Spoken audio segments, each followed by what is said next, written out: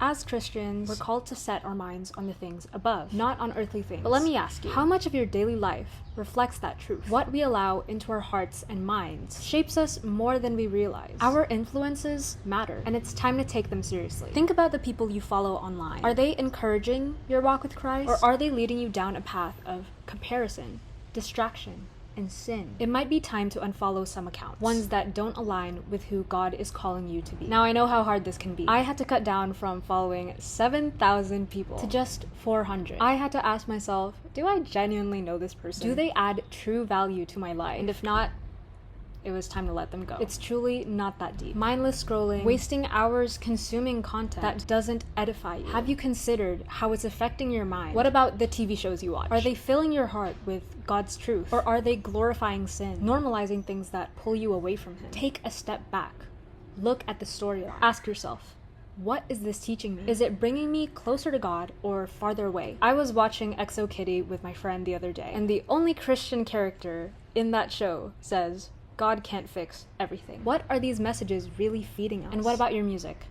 Listen carefully. The lyrics you consume are feeding your soul, whether you know it or not. I used to think songs about heartbreak were healing me, but they were only reopening wounds. And today's music industry glorifies sin and lust, so be careful. Ask yourself, are these songs speaking life or planting seeds of negativity and temptation? Your mind is valuable.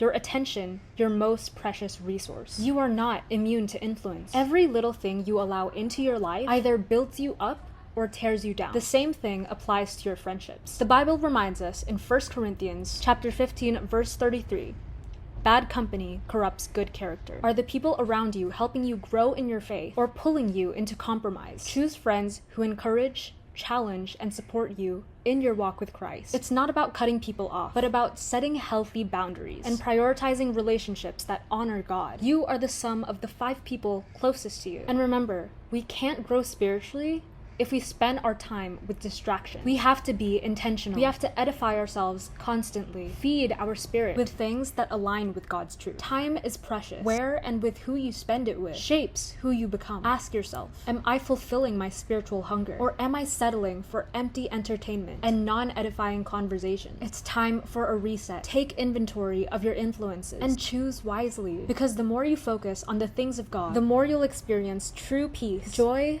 and spiritual growth. So make some tough decisions. Value where your attention goes. Seek what brings you closer to God and let go of what doesn't. Let your mind, your heart, and your entire life belong to Him. This is how you make Him Lord of your life. If this video resonated with you, please let me know in the comments. And if you'd like daily reminders to set your minds on the things above and not on earthly things, feel free to check out my hand-drawn Christian posters with the link here. Thank you so much for watching, and I will see you in the next video.